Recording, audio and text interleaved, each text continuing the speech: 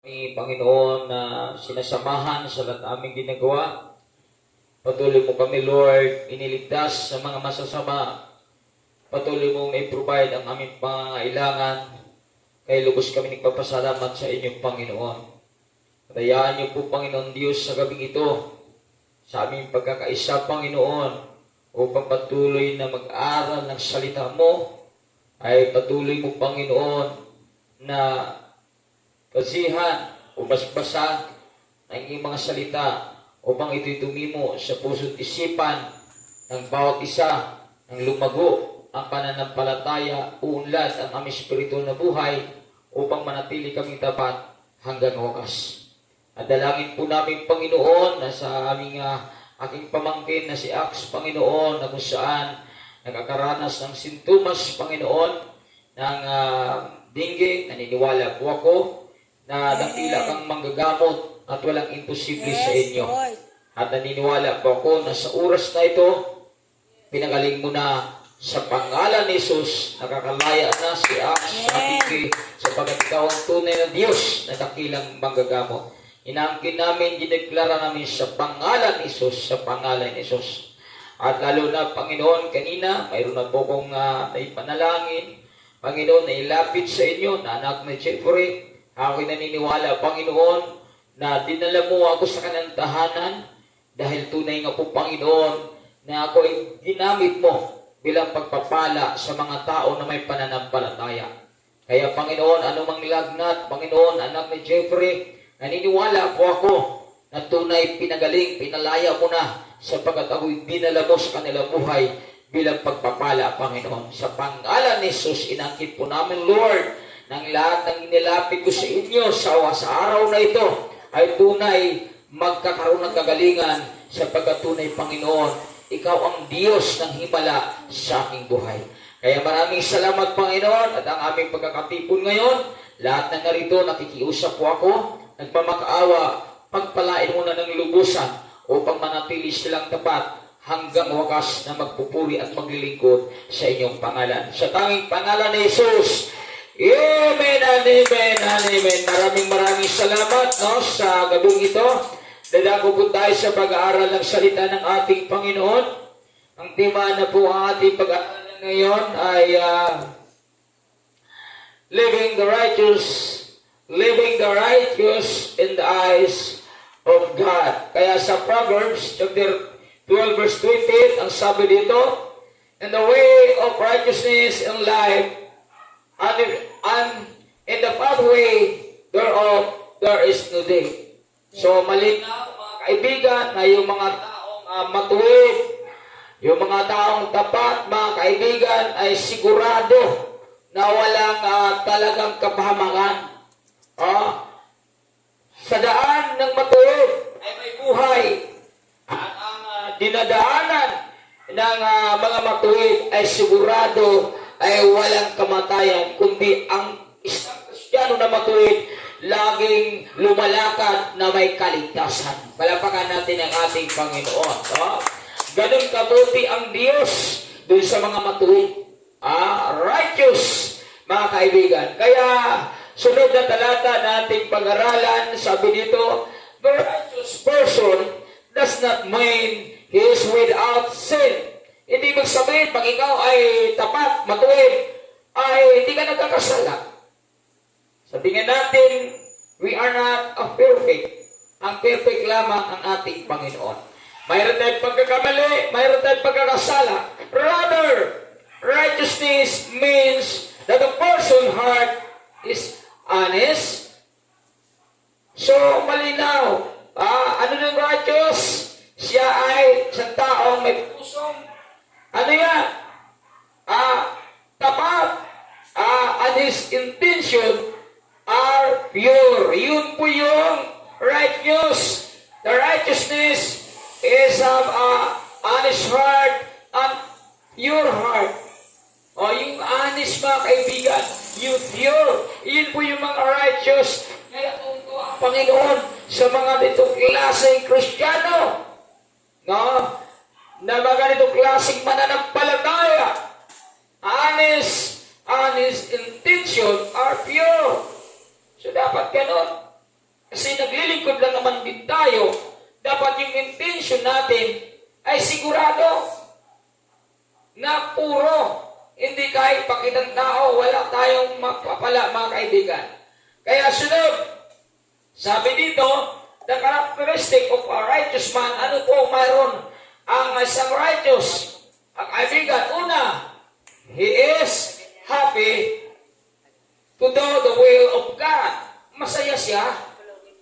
Na ginagawa ang kalooban ng Diyos. Yun po yung righteous, mga minamahal. Kaya kung righteous ka bilang mananampalataya, masaya ka. Gumagawa sa kalooban ng Diyos. Pangalawa, he does not walk in the counsel of the wicked. Kaibigan, hindi na natin pinakinggan. Yung mga sinasabi, hindi na tayo lumalakad at hindi natin pinapakinggan yung mga masasama. Di ba? Hindi na tayo lumalakad sa masasama. Hindi na natin pinapakinggan, mga kaibigan, yung mga masasama. Pangatlo, he does not stand in the path of sinner. Ay, siyempre, righteous ka eh. Manatili ka ba na makasalanan? Lalakad ka palagi sa kasalanan? Hindi na. He does not stand in the path of sinner. So, hindi na tayo gano'n. Bakit righteous ang isang tao? Number one, ano dito? Righteous man always priority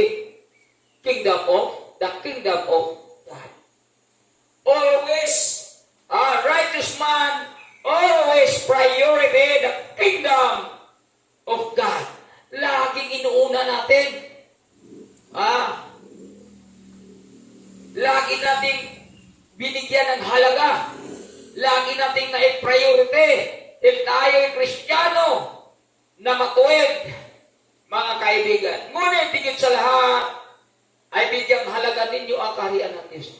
So yun ang mga righteous. Halaga. Ang inilaan ng oras. Halaga. May halaga. Ang ibinigay na pagpupuri sa Diyos. May halaga. Ang kanyang ginagawa sa kaharian ng Diyos. May halaga. Ang kanyang effort, ang kanyang sakripisyo, ang kanyang pagtipis, ang kanyang pagpupuri sa kaharian ng Diyos. May halaga. Bakit? Matuwid siya na Kristiyano. Palapakan natin ang ating Panginoon. Iyon ang hinahanap ng Diyos, mga kaibigan. Sabi ko dito, at ang pamumuhay ng ayon sa kanyang kalooban. Grabe. Namumuhay ayon sa kalooban ng Diyos. Hindi ayon sa kalooban niya. Hindi kakagustuhan niya. Hindi sa sarili niya. Kundi ayon sa kalooban ng Diyos. Ayon sa gusto ng Diyos. Ayon sa nais ng Diyos. Sapagkat siya ay Kristiyano na matuwid, mga kaibigan. Sabi niya dito, at ibibigay niya sa inyo ang lahat ng mga bagay na ito. Pirin mo, anong kapalit? Pag yun ay ginawa natin, mga kaibigan, may kapalit. Sinong magbibigay sa inyo pagpapala? Sino magbibigay sa inyo ng gantimpala? Sino ang magbibigay sa inyo ng himala? No other than only Jesus Christ na yung itinataas sa iyong buhay. Dahil namumuhay ka na matuwid. Ganda, mga kaibigan. Ang talatang ito, napakagasgas na ito sa ating lalamunan. Memorize na ito sa ilan sa ating ngayon. Problema, pagdating sa application, hindi nakikita sa ilan sa ating mga Kristyano. Useless ang God. Naglilingkod lang naman din tayo. Nawa yung halaga ay mahalaga. Ang mahalaga yung ating ipinapakita sa Kanya. Yan dapat may value, mga kaibigan, ang ating paglilingkod sa Kanya upang makakuha talaga tayo ng pabor galing sa Diyos. Sunod natin pag-aralan, the righteous man belongs to the kingdom of God. Ganda, mga kaibigan. Siyempre, matuwid ka eh. Hindi ka ba mabilong sa Kanyang kaharian? Mabilong ka talaga.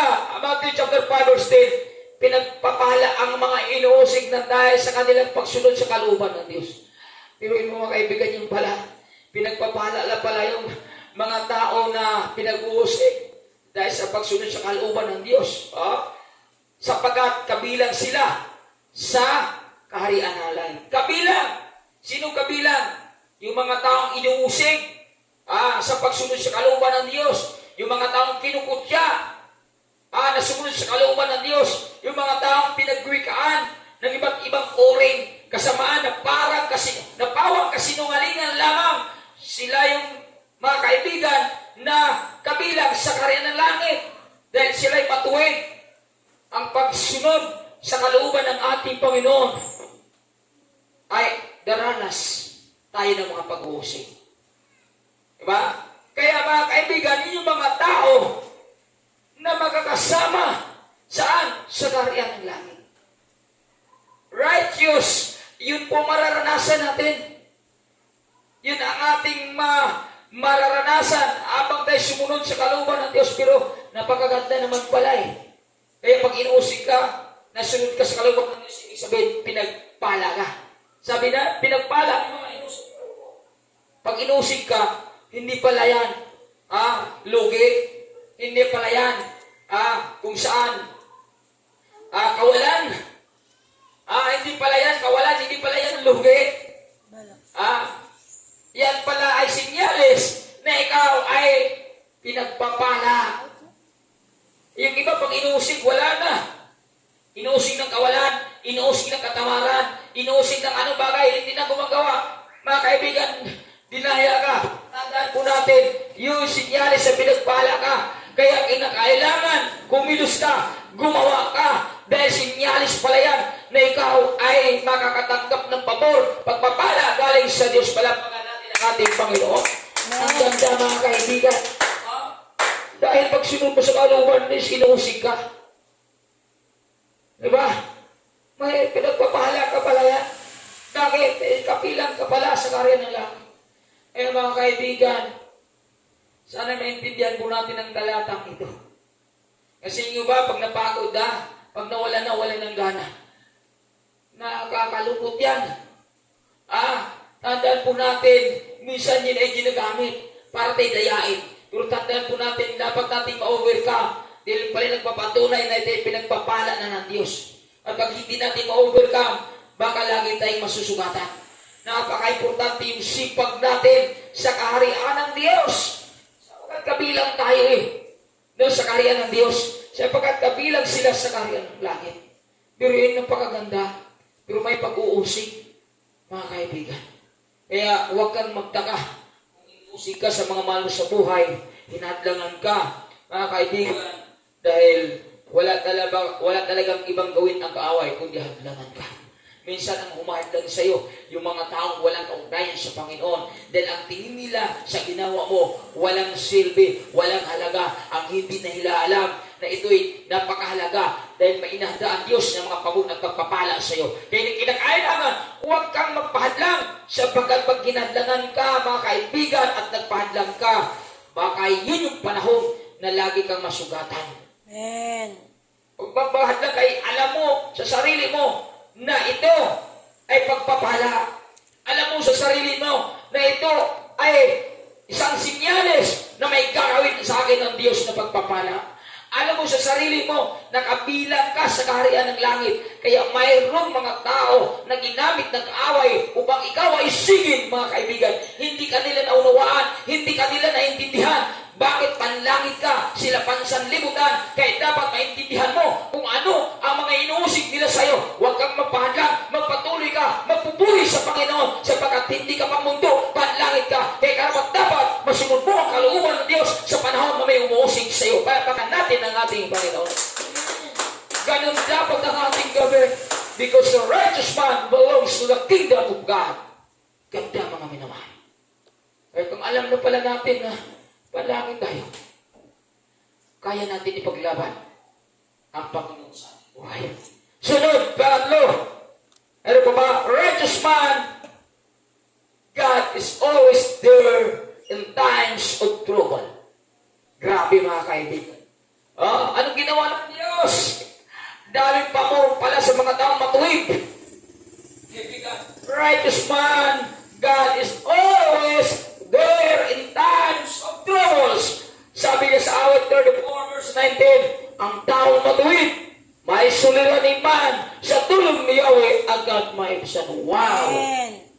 Ang ganda mga kaibigan, yung pabor sa mga taong righteous, yung pabor sa mga taong matuwid. Dahil kung mayroon ka man na pinagdaanan, wow, sa tulong ng Diyos, agad na masolusyonan, agad na maibsan, agad mabura, dahil tutulungan ka ng ating Diyos na makapangyarihan at kaya niyang gawin lahat ng magabagay dahil walang imposible sa Kanya. Dahil si totoong Diyos na mabagay, totoong Diyos na pagmamahal, totoong Diyos na hindi nagpabaya sa mga taong matuwid sa Kanyang kaharian. Palapakan natin ang ating Panginoon. Hallelujah!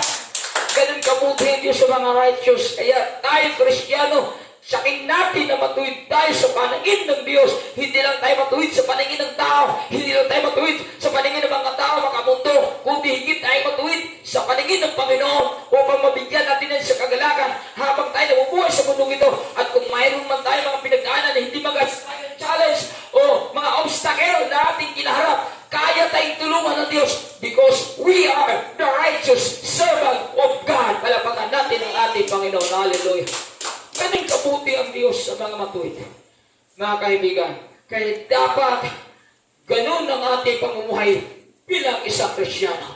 Huwag nating sayangin na tayo Kristiyano lamang, pero hindi nakita sa atin ang pagkamatuwid. Napaka-importante yung salitang magkamatuwid na makita sa ating buhay. Dahil isa sa mga bagay yan, nagpakilala na tayo tunay na mayroon pong kaugnayan sa ating Panginoon. Ganun kabuti ang Panginoon sa ating buhay. At sana magawa natin ito. Sabi nga sa 1 Pedro chapter 3 verse 12, ang mata ng Panginoon sa matuwid nakatuon. Saan daw nakatuon ang mata ng Panginoon sa matuwid, mga minamahal? Ang kanilang panalangin ay kanyang pinakikinggan. Hallelujah! Ang panalangin ng bawat isa sa atin bilang matuwid sa paningin ng Diyos. Ano man ang ating daig sa Kanya, ay kaya niyang ibigay. Amen. Yung salitang matuwid, yan ay katangian ng Panginoon. At pag yan ay makita sa iyo, na i-apply mo ang itinuturo niya sa iyo. At i-apply mo tuwang-tuwa siya sa iyo. At ano mang gusto mo, ibibigay niya sa iyo. Ganun kabuti ang Diyos. Kaya hindi lugi pag matuwid ka. Talking about righteous, mga kaibigan, matuwid ka sa tungkulin na mayroon ka. Matuwid ka sa pagsimba. Matuwid ka sa lahat ng ipinagawa sa iyo ng Diyos na nakasulat sa Biblia. Ibig sabihin, hindi mo binabali ang kanyang salita. Hindi mo binabaluktot ang kanyang salita. Wala kang katwiran, wala kang katwiran. Lagi mong sinusunod ang kanyang salita. Dahil matuwid ka na Kristiyano, mga kaibigan. Kaya sa panahon na mayroon kang kailangan, agad kanyang pinakikinggan. Ganun kabuti ang Diyos. Kaya napakaganda na mamuhay sa mundong ito na matuwid tayo sa paningin ng ating Panginoon. Kasi kung totoong matuwid tayo, ano man tungkulin natin sa kaharian ng ating Panginoon, nagagampanan natin yan. Yun ang totoong matuwid, mga kaibigan. Paano ba natin i-apply ang ating pagkamatuwid? Doon sa pagkikipag-isa sa gawain ng ating Panginoon. Doon sa ating ginagawa, doon sa ating ipinapakita na tayo tapat sa kanyang gawain. Pagsimba, tapat tayo sa any godly activities. Wala tayong dahilan, hindi tayo nangatwiran sa lahat ng itinuturo ng Diyos na nakasulat sa Biblia. Yun ang Kristiyanong matuwid. Kaya pag sa panahon na may pangangailangan ka, God is response what kind of prayer that you have, that you want. So, ano man gusto mo sa panalangin mo, God is quickly and absolutely responds what is your prayer. Palakpakan natin ang ating Panginoon. Kaya kung gusto natin mag-response sa Diyos, napakadili lang pala, maging matuwid tayo. Kung ano mang tungkulin na ipinagkatiwala sa atin, now, ating gampanan. Diba? Ating gampanan na may pagmamahal. Ating gampanan na may pananampalataya. Upang sa ganon, ito yung maalagaan natin, maingatan natin. Hanggang sa ganon, matutuwa ang Diyos sa bawat isa sa atin. Yun yung righteous, mga kaibigan. Hindi ang righteous mo, singular. Isa lang righteous mo, mga kaibigan. Ang totoong righteous, in all aspect in your life, you are righteous. Hindi lang ka isang aspeto lang sa isang buhay ng isang tao. Kaya napakaganda yung makukuha sa tao righteous. Ang hirap maging matuwid. Pero tandaan mo, mahirap man yan. Pero kung kaya mo ma-overcome, kaya mo makuha, kaya mo ma-fulfill, kaya mo ma-achieve, dahil mayroon kang totoong pananampalataya na pag ma-achieve mo ito, pag may pagkita mo ito, pag magawa mo ito, lahat ng gusto mo, tawag ibibigay ng Diyos sa buhay mo. Amen. Mahirap, masakit. Pero kung totoong kilala mo ang Diyos na siyang nangako sa mga righteous, hindi ka pwedeng susuko. Hindi ka pwedeng tatamarin. Hindi ka pwedeng mag-alinlangan. Dahil alam mo, may pangako ang Diyos sa mga makuwid ng mga Kristyano. Pero pag hindi tayo matuwid, mahirap. Pag hindi tayo matuwid, mahirap po. Amen. Kaya alam mo bakit tayo tinuruan. Dahil may mga pabor ang Diyos na kanyang ibibigay sa atin. Kung ang kanyang itinuturo, gagawin natin. Pero pag hindi natin gagawin, dahil umiiral ang ating katamaran, umiiral ang ating pagkalaman, umiiral ang ating pagkatao, umiiral ang ating makamundong pamumuhay.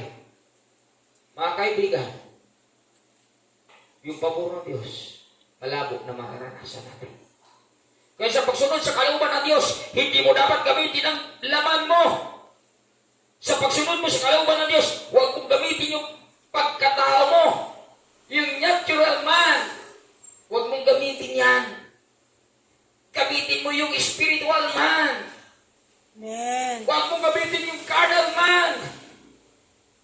Gamitin mo yung spiritual man. Kung gusto mo makita sa buhay mo yung salitang righteous, gamitin mo yung spiritual man. Huwag mong gamitin yung pagkakarnal. Huwag mong yung gamitin yung pagka-natural. Lahat yan ay past tense na yan sa ating buhay. Dapat gamitin natin yung spiritual man upang lilitaw sa ating buhay yung salitang pagkamatuwid na hindi one-sided. Pagkamatuwid na totoo at tama dahil tunay na maraming natutuwa at hindi lang marami. Higit sa lahat ang ating Diyos na makapangyarihan na sa atin nakakita sa ating mga Ama. Dahil matuwid tayo mga kaibigan. Kaya napaka-importante na alagaan, ingatan po natin yung itinuturo sa atin sapagkat walang ibang magbenefisyo dyan. Hindi ibang tao, hindi kanino, hindi kung sino man, kundi ikaw na tunay na mayroong pagkamatuwid sa paglilingkod mo sa ating Panginoon Kristo. Napakasarap yung salitang matuwid. Dahil ang daming pabor na ipaparanas sa Diyos sa atin. Sabi ka dito, ngunit ang masama ay kanyang, sinasalungan. O, pag masama tayo, alam mo naman masama eh. Diba? Yung mga masama, kaibigan, siyempre, pag masama, hindi matuwid. Diba? Yung masama, hindi matuwid. Yung matuwid, hindi masama. Hindi na pwede magsama yung matuwid at masama eh. Magkalaban yan. Diba? Kaya kung matuwid ka, wala sa iyong masama. Kung masama ka, wala sa iyong matuwid. Hindi pwede magsama yan, kaibigan. Kaya tsakin natin sa ating sarili kung ano ang mayroon tayo. Masama o matuwid. Pero alam ko, lahat po tayo matuwid. Palapakan natin ang ating Panginoon. Ha? Lahat tayo matuwid. Ay binaon at binago na tayo ng Panginoon. Yung masama, yung dati nating pagkatao yan. Wala na tayo dyan. Pumapasa na tayo dyan. Ngayon matuwid na tayo. Kaya, ano bang dalangin natin? Wow! Pinakikinggan tayo ng ating Panginoon. Palapakan natin ang ating Panginoon. Ano pa ba? Pang-apat na tayo. Righteous man trust to God. Ano sabi daw? Righteous man trust to God. Nagtiwala sa Diyos. Totoo naman kung ikaw matuwid, siyempre nagtitiwala ka sa Diyos. Diba? Hindi ka nagtitiwala sa mga nakikita mo, hindi ka nagtitiwala sa tao, hindi ka nagtitiwala kanino, kung sa Diyos ka talaga. Kaya sabi dito kagaya ng 11:28, malalantang tila dahon ang nagtitiwala sa kanyang yaman. Magtitiwala ka sa yaman mo, magtitiwala ka sa lakas mo, magtitiwala ka sa mundong ito. Ang sabi diyan, mawawala yan. Lahat na mayroon sa mundong ito, pati buhay mo, lahat ng mayroon ka, temporary lahat yan. Walang hindi temporary sa mundong ito. Lahat temporary. Ngunit, ang matuwid ay giginhawa tulad ng sariwang halaman. Ang ganda ng maranasan ng matuwid. Sariwa na parang halaman. Bakit? Nagtitiwala sila sa Diyos. Na itong ginagawa ko, hindi ito mamamatay tulad ng isang dahon lamang. Hindi ito malalanta tulad ng isang dahon. Hindi ito magmulog tulad ng isang bulaklak. Ito ay manatiling buhay magpakailanman. Dahil ako ang tatanggap ng mga pabor galing sa Diyos at ang kanyang pangako, eternal blessing, eternal favor. Dahil mayroon akong eternal life. Di ba? Kaya ano pang alagaan natin siyempre doon talaga tayo sa matuwid. Dahil hindi nalalanta, hindi nabubulog. Ang mga pangako na Diyos para sa atin, forever nating mararanasan yan, mga kaibigan.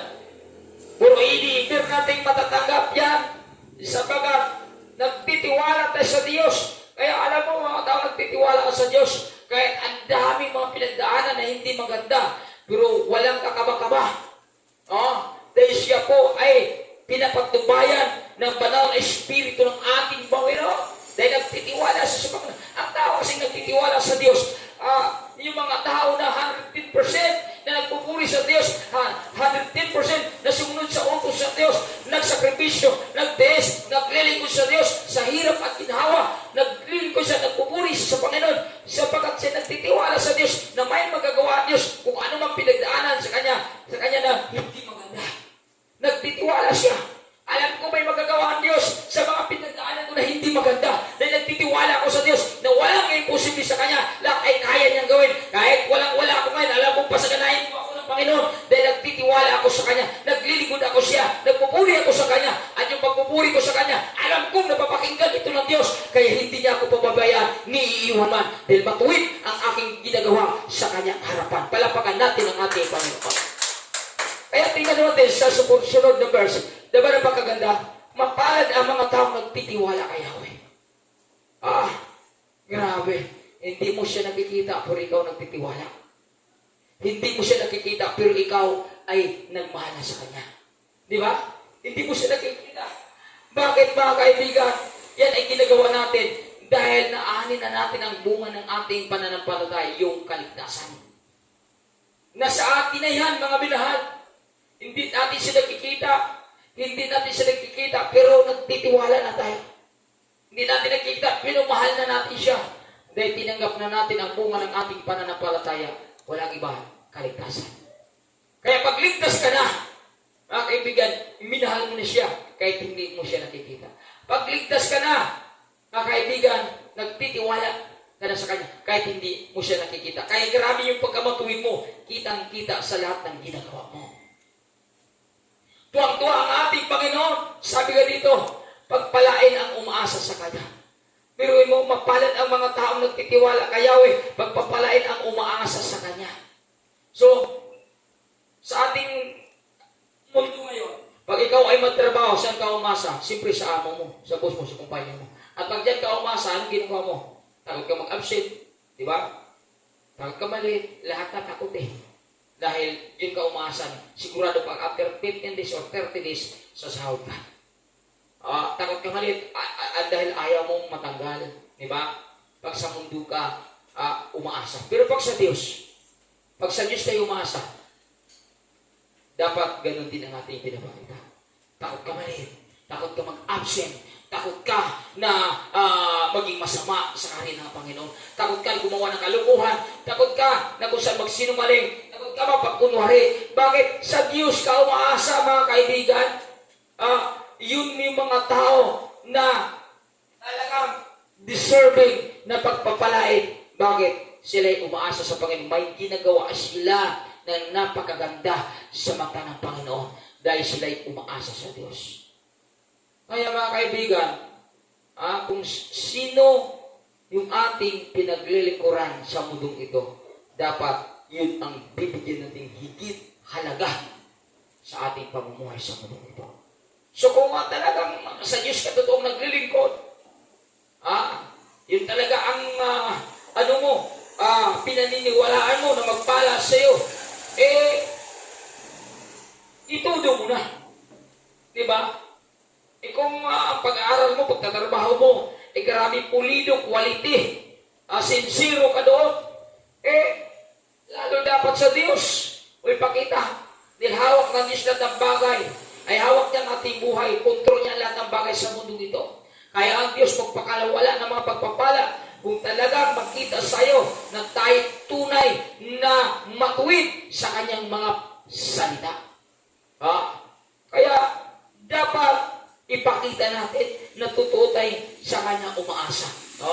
Kasi, mga kaibigan, sabi kanya, mapalad ang taong magtitiwala kay Yahweh, pagpalain ang umaasa sa kanya. So, may pagpapala ang umaasa. Mapalad ang nagtitiwala. Sapagkat kahit anong, sabi ko kanina, kahit anong problema, kahit anong kawalan, kahit anong salot, kahit anong pandemic na dumating, kahit anong bagyo at unos, pag ikaw nagtitiwala sa Yahweh, sa ating Diyos, walang masama na mangyayari sa iyo at lalo ka pang pinasaganan ng ating Panginoon. Tingnan natin sa sunod na talata. Sabi niya dito, Jeremiah 17:8, katulad ng isang punong kahoy na nakatanim sa tabi ng batisan. Yun yung mga taong nagtiwala sa Diyos. Yung mga taong umaasa sa Diyos. Ano sila?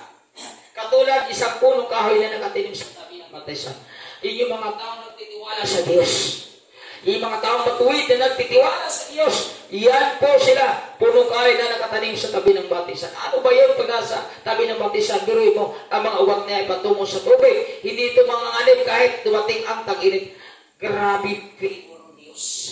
Sa mga taong righteous, mga kaibigan, sa mga taong righteous na umaasa ng titiwala sa Diyos. Ito po, mga kaibigan, kahit El Niño, kahit ang init, kahit walang ulan, hindi ito nanganganib sa bagat manatiling lintian ng mga dahon ito.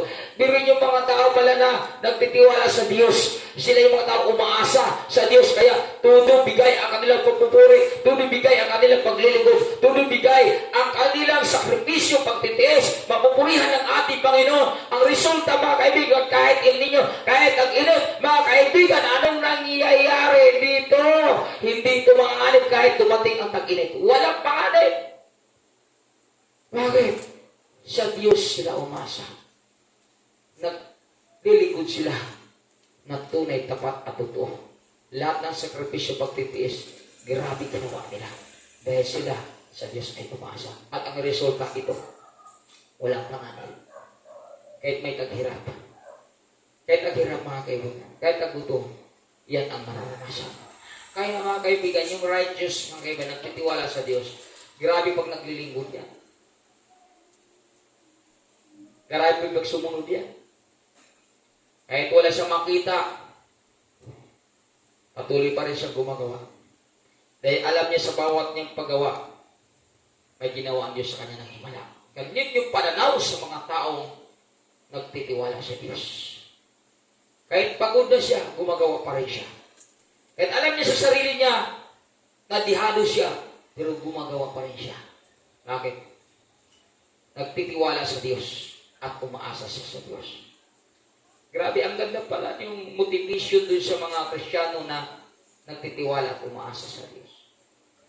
Yung mga tao na tunay na matuwid, hindi niya pinali ang kanyang salita sa panahon na may digmaan.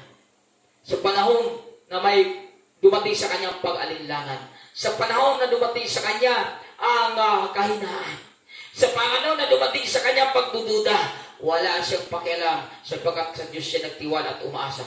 Ginagawa pa rin niya ang kalooban ng Diyos na matuwid sapagkat siya ay nagtiwala sa Diyos na may magagawa ang Diyos sa kabila na mayroon siyang pinagdaanan na hindi makagawa. Palagpakan natin ang ating Panginoon. Ganun po yung motibo sa mga tunay na matuwid at Kristiyano na nagtitiwala sa Diyos, hindi nauuga kahit anong nakita na hindi maganda. Mga kaibigan, sana ganun ang ating pagkamatuwid sa Diyos. Dahil tandaan po natin na walang imposible sa Diyos. Lahat ay kaya niyang gawin. Minsan kasi sa isang tao, ang tinitingnan yung mga bagay na ikababagsak niya. At yan ang tinitingnan ng tao. Minsan nauga siya at yan ang sinusunod niya. Kaya hindi na nakita sa kanyang pagkamatuwid. Namatay na sa kanyang pagkamatuwid. matuwid. Kaya sayang yung favor ng Diyos. Huwag nating sayangin dahil lang sa ating nakikita na para bagang dihado ka. No, patuloy ka. Napagod ka, sa tingin mo dihado ka. No, pagpatuloy ka. Napagod ka, nasaktan ka, sa tingin mo dihado ka, langanin ka, nawalan ka, dihado ka o nadaya ka. No, magpatuloy ka. Sa tingin mo, dihado ka, nadaya ka, napagod ka lang, walang nangyari hindi maganda. Alam mo na natutuwa ang Diyos sa ganitong ginagawa mo, magpatuloy ka. Hindi kayo umaatras ka, hindi kayo mag-alinlangan ka. Ang totoong matuwid, mga kaibigan, nagtitiwala sa Diyos. Ang lahat na nagtitiwala, umaasa sa Diyos. Kaya kahit anong pinagdaanan na hindi maganda, lumalaban at itinataas ang pangalan ng ating Panginoon. Palakpakan natin ang ating Panginoon. Napakaganda yung pabor, mga kaibigan. Dumating ang El Nino. Dumating ang pandemic. Grabe yan. Hindi nanganganib. Bakit? Sapagkat mananatiling luntian ang mga dahon nito. Biruin mo, pag-init na. Pero ganyan ang buhay mo. Yung iba, kumukuluntoy na. Yung ibang tao, natutuyo na. Pero ikaw, wow, luntian ang dahon mo. Grabe, namumuhay ka pa rin ng sagana ka mo. May kagalakan ka, kapayapaan ka, wala ka problema. Pero yung iba nataranta na, napapanik na, anxiety na, depressed na, dahil tag-init na, gutom na. Pero ikaw, na nagtitiwala sa Diyos, na nagpupuri sa Diyos, sa gitna ng digmaan, sa gitna ng kawalan, grabe ang ginawa ng Diyos sa buhay mo. Ito ka ngayon. Napakalayo, mga kaibigan, ang taong matuwid sa taong di matuwid. Napakalayo ang kanilang agwat. Yung taong di matuwid, mga kaibigan, sa panahon ng ligligan, yan ang sinusunod ng tao. Mga katuwiran talaga yan. Ipaglaban talaga niya yung katwiran ng pagdarayan ng kaaway. Kasi nakikita niya, nararamdaman niya. Hindi niya alam na pag ang Diyos ay kumikilos sa isang mata, pag ipairal niya, kanya pagtitiwala sa Diyos. Mga kaibigan, sabi natin lagi, walang imposible sa Diyos. Siya ay makapangyarihan. Pero kung pangunahan natin ang Diyos, sa negatibo nating pananaw paningin, anong gagawin ng Diyos sa'yo? Ipanangunahan na natin siya, hindi pa nga nangyayari. Nandun ang sinabi mo ng negatibo na wala na mangyari sa positibo, kaibigan. Dahil nakikita mo na dihado ka. Kaya ang sinasabi mo, dihado din. Hindi mo ba alam sa dihado na mayroon ka? Kung ipaglaban mo, ang pagkamatuwid mo, naging tapat ka pa rin, naging tuto ka pa rin, nagliligod ka pa rin siya, napupuri ka pa rin siya, wala ka pa rin pag-alangan sa kanyang salita. Balang araw magulat ka, siya ang Diyos na dakila at himala. Magpakilala siya sa iyo na siya itutong pagpapala. Bakit sa sinasabi mo na positibo at ginawa mo, habang ginawa mo, nakikita ka ng Diyos at nakikita ka ng Diyos sa hirapan ka. Dahil gusto mo makuha ang gusto mo, tutulungan ka ng Diyos sa pagkatakita ng Diyos sa puso mo. Tama, positibo. Dahil positibo ka, gagawa ang Diyos sa mga pagpapala na mararanasan mo. Palapakan natin ang ating Panginoon. Pero kung mapalinlangan ka, magdadahod ka, hindi pa nga nangyayari, nagdadahod ka na. Hananag doon sa pagkamatuwid natin sa kanyang salita, wala na. Tayo na mismo pumatay doon sa ating pananampalataya at pagkikilala natin sa Panginoon kung sino siya na ating pinaglikuran. Sa panahon sa kahirapan, huwag kang padaya, kaibigan. Sa panahon ng kapaguran, sa panahon ng kabigatian, sa panahon ng kalungkutan, sa panahon ng kawalan, mga kaibigan, magpuri ka sa ating Panginoon. Bakit? Dahil matuwid ka, magpuri ka sa ating Panginoon. Bakit? Nagtitiwala ka sa Kanya, umaasa ka sa Kanya. At dahil sa Kanya ka nagpupuri, sa Kanya ka umaasa, siya ang gagawa ng pagpapala para sa iyo. Pero kung unahan natin ang Diyos, lukot ang Diyos yan. Anak, hindi mo ba ako kilala? Na kung ipairal mo yung pagtitiwala mo sa akin sa panahon wala ka, gagawa ako ng himala para sa iyo. Kaya ako magpabukal ng balon sa gitna ng disyerto. Ganun kakapangyarihan ng Diyos. Huwag nating malitin ang Diyos sa ating pinilikuran. Dahil sa panahon ng walang-wala ka, pag sa Kanya ka tumingin, gagawa siya ng himala at pagpapala sa iyo. Ang sa ilang paglingkod ka, magpuri sa Kanya, sundin mo Kanyang salita, huwag ka mag-alinlangan sa Kanyang itinuturo, dahil makapangyarihan ang lahat ng Kanyang salita na nakasulat sa Biblia, sapagkat inasihan ng Diyos yan, nakapangyarihan ang gusto mo sa buhay mo. Amen. Pero kung hindi natin gagawin, malaking problema talaga ang dating sa atin. Di mo ba alam kung namumblima ka? Alam ng Diyos yan. Ang gusto ng Diyos ipairal mo ang pagkamatuwid mo. Ang gusto ng Diyos ipakita mo yung katapatan mo. Ang gusto ng Diyos ipakita mo ang pagtitiwala mo sa Kanya kung sino ang Diyos na makapangyarihan. Kung ingati ng Diyos ang dagat noong may sarita ay tumawid sa ating pagkaya. Kung ginawa niya noon, gagawin din niya sa ating ngayon. Sa gitna ng labanan na corner ka, may Diyos na iyong kasama. At dahil may Diyos na iyong kasama, hindi ka niya iwan ni pababayaan. Gagawa siya ng paraan para makalaya ka kung ano man ang iyong pinagdaanan. Dahil sa Kanya, walang imposible kaibigan. Palagpakan natin ang ating Panginoon. Sapagat, sabi dito, kahit hindi umulan, ay wala itong alalahanin. Tinunin mo. Wala lang supply.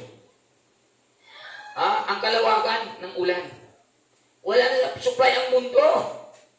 Wala na supply ang gobyerno. Pero anong sabi dito? Hindi ka, wala kang alalahanin. Patuloy pa rin itong mamunga. Biruin mo. Grabe, mayroon talagang gagamitin ng Diyos sa tao para masuplayan ang pangangailangan mo. Sa gitna na may pinagdaanan ang mundong ito, yun yung bakor ng Diyos ay paparana sa mga taong matuwid na nagtitiwala sa Kanya. May matuwid kasi na hindi nagtitiwala eh. Nagtitiwala lang pag tingin niya hindi siya dihado. Pero pag sa tingin niya dihado, hindi na nagtitiwala sa Diyos yan. Mang-aawin na yan, mangmumura na yan, nagwawala na yan. You are not a righteous man. Pero ibahin mo mga righteous mga kaibigan kahit wala. Pupuri siya. Dahil wala siya ibang inasahan kundi magtiwala lamang sa Diyos. Dahil nagtitiwala siya sa Diyos, pilit niyang itaas ang kanyang kamay. Dahil alam niya na sa Diyos ang totoong tagumpay. Wala sa mundong ito. Handa sa Diyos dahil siya ay may hawak lahat ng mga bagay. Magtiwala tayo sa Kanya kung totoo tayo matuwid na mga Kristiyano. Sunod! Ano pa ba? Righteous man, God never neglected. Grabe yan. Hindi nagpabaya ang Diyos. Neglected, hindi nagpabaya. Talking about neglected, hindi tayo pinabayaan ng Diyos. Binago ka pa kung pabayaan ka lang niya. Diba? Tinawag ka pa. Pinili ka pa. At binigyan ka pa ng pag-asa kung iiwanan ka lang din pala. Hindi ganun ang Diyos. Tao, pwede ka pang iwanan dyan. Tao, pwede ka pang layuan. Tao, pwede ka pang saktan. Pero ang Diyos, no? If you are a righteous, mga kaibigan, hindi siya pwedeng magpabaya sa iyo. Hindi katulad ng tao, kahit kapat ka sa Kanya, pero minsan iiwanan ka pa rin. Diba? Kahit ang effort ka na sa Kanya, iiwanan ka pa rin na. Kasi ang tao may katangian na hindi maganda. Pero ang Diyos, mga kaibigan, pag mag-ibig ka sa Kanya, nag-effort ka para sa Kanya, at nakita ng Diyos sa tamang totoo ka, hindi ka pwede iwan ni pabayaan niya. Sabi nga dito, 37:25 ng awit. Mula pagkabata, ngayon, tumanda na.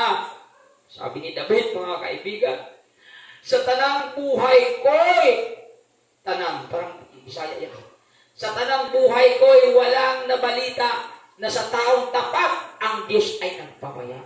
Hindi nagpabaya ang Diyos dun sa mga matuwid na mga tao, mga kaibigan. Kaya kung matuwid lang tayo, ang daming pabor na ipaparana sa atin ng ating Panginoon.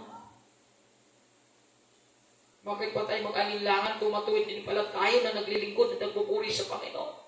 Bakit pa na tayo natatakot, nalulungkot, nababalisa, anxiety, na-depress, na-stress? Kung tayo naman pala ay matuwid sa paningin ng Panginoon. Bakit pa tayo na-distress, mga kaibigan? Kung tayo ay matuwid naman pala sa Panginoon. Ma-stress ka, ma-distress ka, ma-anxiety ka, kung hindi ka matuwid. Pero kung matuwid ka, mga kaibigan, ang pabor ng Diyos ay labis na sa iyo. Kaya mga kaibigan, hindi ka pwede niya pabayaan. Sa tanang buhay ko, walang nabalita na sa taong matuwid o tapat, ang Diyos ay nagpabaya. Hindi talaga ang Diyos nagpabaya. Mga kaibigan, malinaw niya. Yes, baka sa tingin mo pinabayaan ka na, hindi ka pinabayaan ng Diyos. Dahil nakita ng Diyos matuwid ka sa kanyang salita. Nakita ng Diyos tapat ka sa kanyang salita. Nakita ng Diyos totoo ka sa kanyang salita. Ginagawa mo sa hirap ang ginawa, nasaktan ka, nawalan ka, nasugatan ka. Pero matuwid mo pa rin nilalakaran ng kanyang salita. Kaya never ka pabayaan ng ating Diyos na makapangyarihan. Hindi ka pwedeng pabayaan niya, mga kaibigan. Hindi tao ang Diyos ng ako. Diyos yan ang isang salita. Ang sabi niya dito, ang anak niya ay maging grabe. Sa tanang buhay ko, wala nabalita na sa taong tapat ang Diyos ay nagpabaya. O ang anak niya ay naging hampas lupa. Wala siyang nakita na gano'n. Yun sa mga taong tapat sa Diyos. Yun sa mga taong matuwid sa Diyos, mga kaibigan. Grabe yan. Tandaan natin na kahit kailanman, hindi tayo iwan, hindi babayaan ng Diyos. Dahil yan ang pangako niya sa mga matuwid. Palapakan natin ang ating Panginoon. Sunod, verse 5. Righteous man life is getting stronger. Ay, grabe yan, mga kaibigan. Mapalakas pa lang tayo.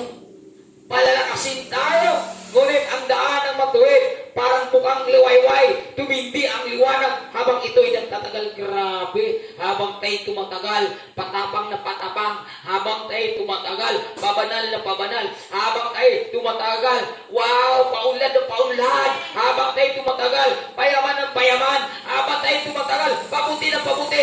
Bakit tayo'y mga Kristiyano na matuwid sa ating Panginoon Kristo? Ang ganda, mga minamahal.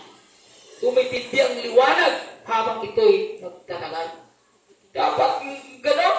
Habang nagtatagal tayo bilang Kristiyano, habang tumatagal tayo, may nakikita sa atin na napakaganda sa ating buhay. Lalo tayo nagliwanag, lalo tayo maging deserving, lalo tayo pakinabang sa Kanya ng Panginoon. Bakit? Matuwid tayo na Kristiyano, kaibigan. Yun ang dapat makita sa atin. Hindi kayo habang tumatagal na pandap-pandap at namamatay. Ibig sabihin, hindi tayo matuwid ang Kristiyano. Kasi patay sa ating ipinapakita, patay sa ating ginagawa, doon lang kumikilos at naghimala ang Diyos. Kaya kung marami kang ginawa sa kahari ng ating Panginoon, kaya nagpapatunay na ikaw ay matuwid sa paningin niya. Na ikaw ay tapat ng lingkod sa Kanya. Pero kung wala kang ginagawa, anong ipagmalaki natin? Ano tayo tumindi na luwan? Paano tayo umulad, lumago, maging mature? Paano tayo maging pakinabang, deserving? Paano tayo maging epektibo at mamunga ng lumusan sa Kanyang kaharian? Kung hindi tayo matuwid. Baka isa lang bagay na matuwid tayo. Dito lang ako matuwid. Pastor, pero yung ibang talata, hindi na ako matuwid yan. Kaibigan, sabi ko nga kanina, in all aspect in our life as a Christian, kinakailangan, you are a righteous person. Sabi dito sa Lord, ano ba? Righteous man have firm of faith. Righteous man have firm of faith. Kaya mga kaibigan, mayroon tayong tibay taag na pananampalataya dahil tayo po ay matuwid. Di ba? Sabi dito, Kawikaan 12:3, 7, ang makasalanan ay hindi mapapanatag, ngunit ang matuwid ay hindi mapipinagbiruin mo. Alam mo yung mga makasalanan, ang dali mauga yan eh. Madali matitinag, dali mabuli, dali maluko, dali mabihag, dali mabilanggi, mabilanggo. Doon sa gaway. Makasalanan nga eh. Ang dali mauga yan. Makasalanan, pero di na mga matuwid. Ngunit ang matuwid ay hindi mapipinag. May paninindigan yan. May firm yan. May matapang, matibay ang kanyang pananampalataya. Hindi yan nauga. Hindi yan siya, hindi nagbabago ang kanyang pagsunod sa kalooban ng ating Panginoon. Hindi siya madadaya doon sa salita ng Panginoon. Kahit maraming bumubulong sa kanya, kahit maraming nagchichismis sa kanya, wala akong pakialam sa iyo. Basta, paninindigan ko na tama ang salita na nilalakaran ko mula sa ating Panginoon Kristo. Hindi siya mauka. You have a firm faith. Mayroon siyang gano'n. Dapat mayroon tayo gano'n kasi matuwid tayo na mga tao, mga Kristiyano, mga kaibigan. Kaya dapat mararanasan natin ito sa ating buhay. Then kung wala po yung firm, madali tayong bumibigay sa ating pagsunod sa kalooban ng ating Panginoon. Anuhin natin yung ating pag-righteous kung wala namang firm ang ating pananampalataya. Bagsak din tayo. Useless yung pagkamatuwid mo kung ang iyong pananampalataya ay mahina. Hindi matatag, hindi matibay, madali yung matuba. Kaya kailangan mayroon tayong matibay na pananampalataya. Matatag na pananampalataya upang sa ganun mga kaibigan, hindi tayo basta-basta mauuga. Hindi tayo mabulungan, mga kaibigan. Hindi tayo basta-basta mahila ng mundong ito.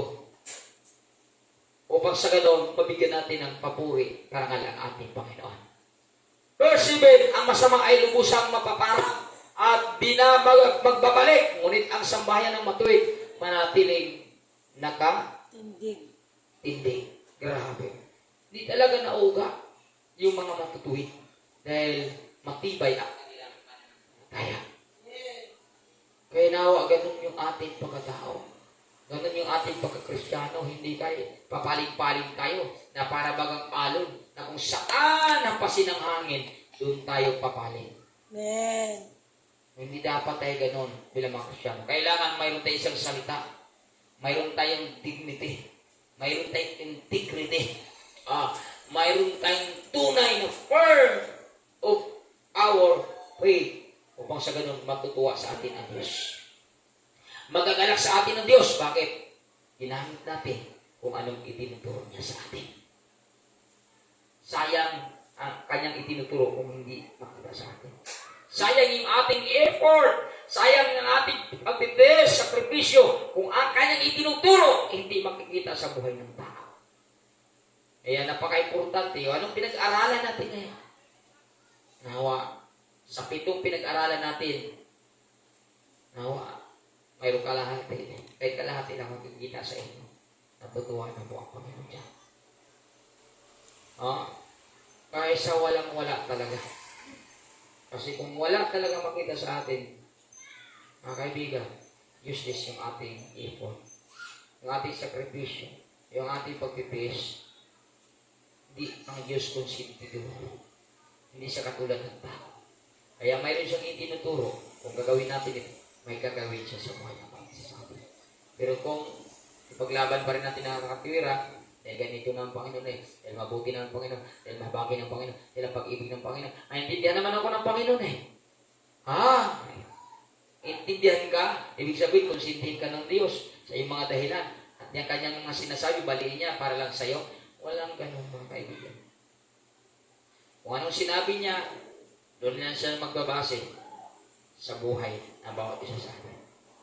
Kaya kung gusto natin gawin, magtiis, magsakripisyo tayo, manindigan tayo sa salitang righteous kahit anong mangyari upang makuha natin kung anong gusto na mangyari sa ating buhay habang tayo pumupas.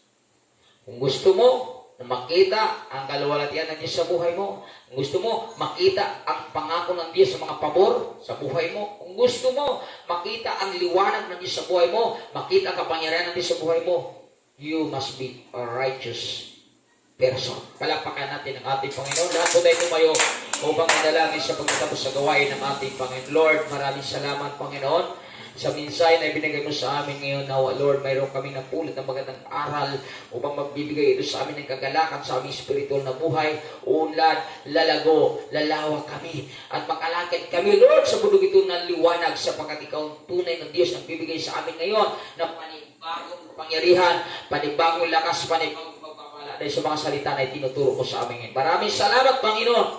At ang bawat isa, Lord, na narito, dalangin ko po patuloy mo silang palaguin, paunlarin espiritual na buhay upang manatili silang tapat hanggang wakas na makakasama namin sa iglesia ito na patuloy na magpupuri sa pangalan mo. Maraming salamat. At ang bawat isa, Lord, pansamantala na uwi sa kaladahanan, ingatan mo na at gubayan sa kanilang paglalakbay upang makarating sila ligtas at puno ng kagalakan. Sa tanging pangalan ni Jesus, ang lahat ay mag-uwi ka ng malakas na. Amen and amen. Maraming salamat. Diyos po ang magpala sa bawat isa sa atin. Dahil Merkulis para tayo ngayon,